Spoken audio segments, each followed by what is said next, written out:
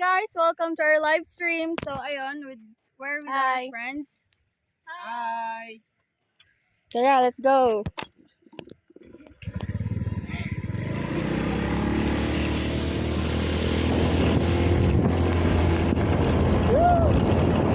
Ano, mahina na yung signal. Bye guys, I'll update you later.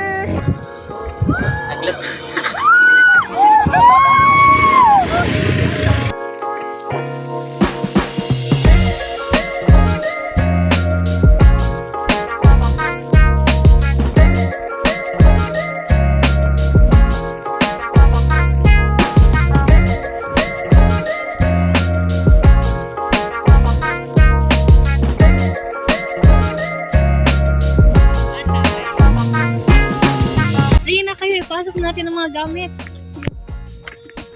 Sige. Wala bang energy drink? Oo nga. Putik ko lang signal. Oo nga, ano ba naman to? Ay, teka. Parang may dala ako dito. Ayun! Ayun! Yan pala!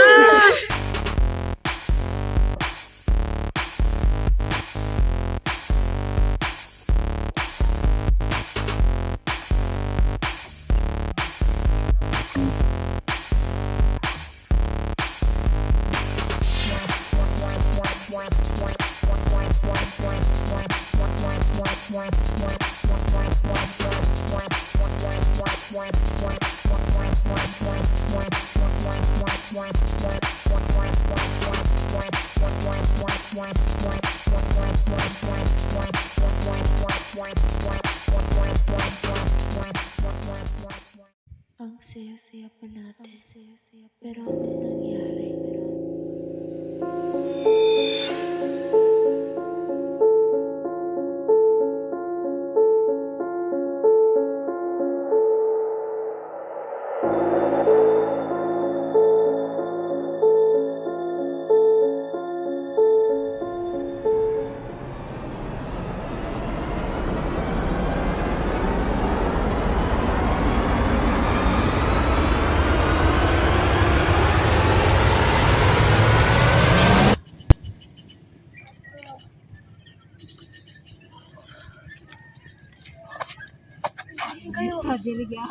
Oh.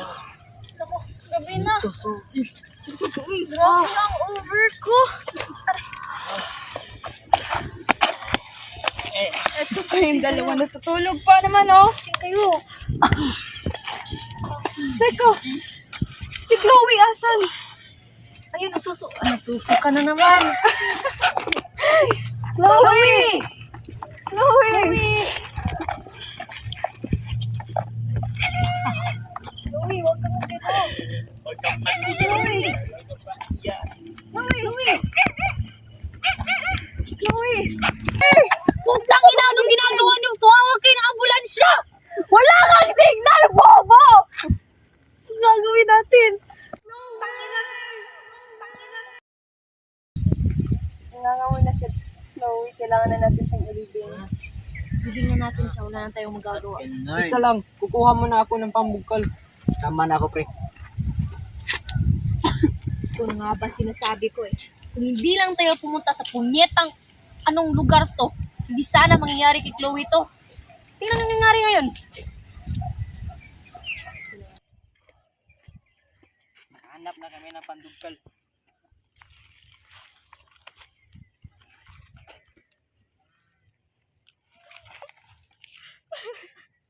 Punyetang buhay naman kasi to eh.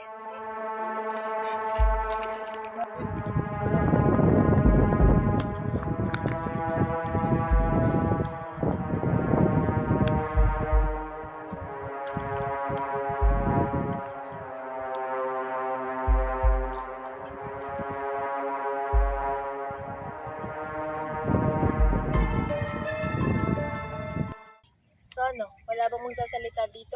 Tatahimik lang ba kayo? Umuwi na tayo. Kunin muna namin yung motorsiklo. Sige, dalian nyo. Paano ba kasi namatay si Chloe? Ewan ko. Sino ba kasi nagdala sa atin sa lugar na to? Hindi ko alam. Baka sa inyo. Lintik, wala nang gasolina yung motorsiklo. Ano? Paano tayo makakauwi niyan? Eh, ang Sabi mo na ako yung pamatay kay Chloe kaya sa dala kong inumin. Ha? May sinabi ba ako? Wala akong sinabi. Eh, sino ba nagdala ng inumin? Di ba ako? Walma ka nga muna. Paano kakalma sa ganitong sitwasyon? Patay pa si Chloe, wala pa tayong gasolina. Ang layo pa natin sa bahay natin.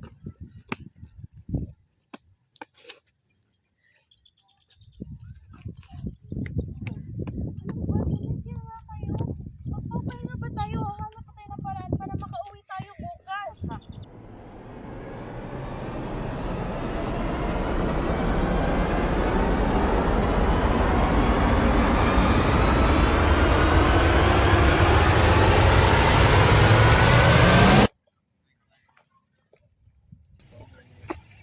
Si Zia, nakita niyo ba? Ha? Anong Zaya? Tayo na magkasama kagabi ah. Ha? Napulog na yun ah. Ha? Hanapin natin. Baka na paano na yun? Zia! Zaya! Zia! Zaya! Zia! Zaya! Tika, bakit parang si Zia yun?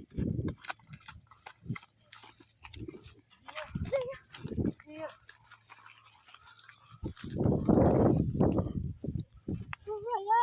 Zaya! Nasaan si Dwight? Ba't wala siya dito?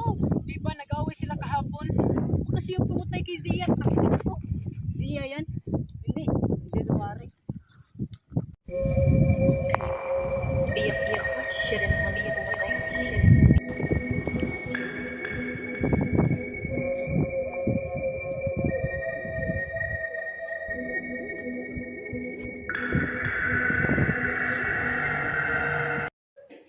Unti-unti na kaming nawawala. Kailangan na naming umalis. Baka isa na sa amin ang susunod.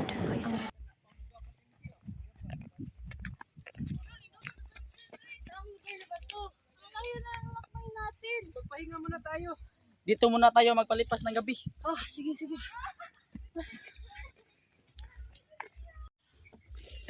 Pahinga muna tayo dito. Pagod. Kayo muna magpahinga. Magpapahangin lang ako.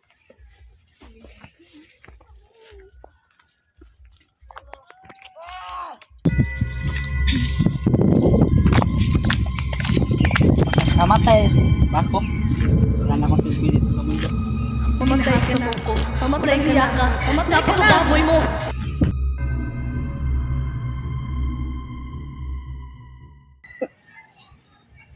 Tika, bakit wala pa si Dwight? Kanina pa yun ah. Hahanapin ko muna.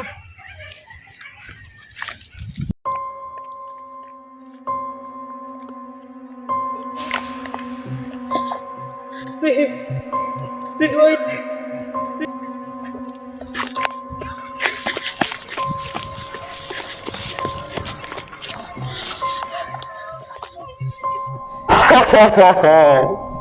Isa na lang.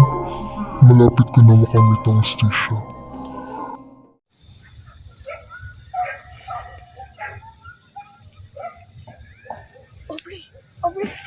Saan sila? Ba't tayo nung dalawa natira dito? Kasi pa sina Dwight at Clyde. Baka wala na rin sila. Buti na lang wala na si Dwight.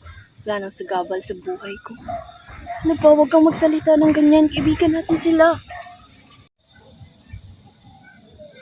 Hindi mo ba nahalata na unti-unti na tayo nawawala? Ano, aantayin lang natin tayo ang susunod? Halika, umalis na tayo rito. Huwag na. Dito na lang tayo magpalipas ng gabi. Sana ikaw na yung susunod na mamatay, Elise. Sana nga. Hindi mo ba alam na ikaw na yung susunod?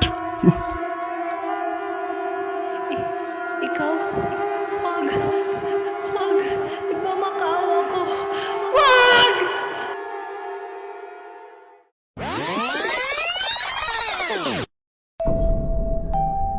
Ako si Clea at ako rin si Elise. Puno ng sakit at pait ang karanasan ko noon. Inaapi, sinasaktan, kinakawawa, ipinahiya at higit sa lahat, ginahasa.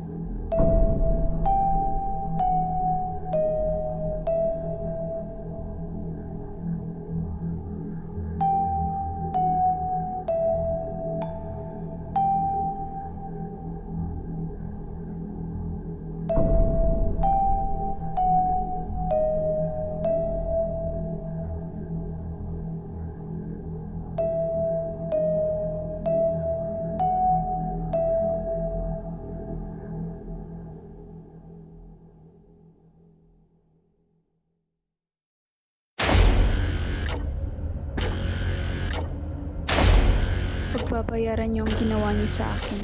Dodoblehin ko ang mga sakit at pait na binigay niyo sa akin.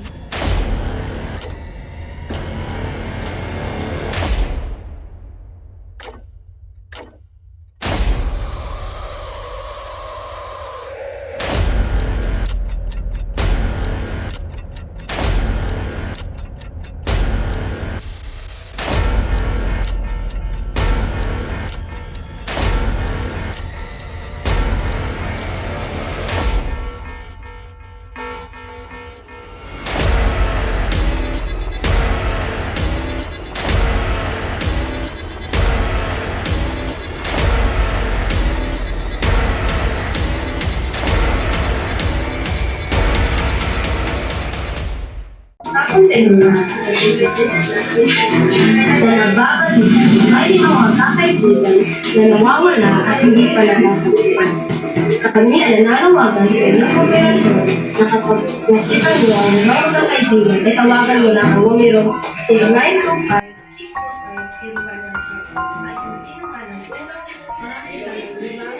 Sa wakas, nakaganti din ako. Nanalo tayo, Clea.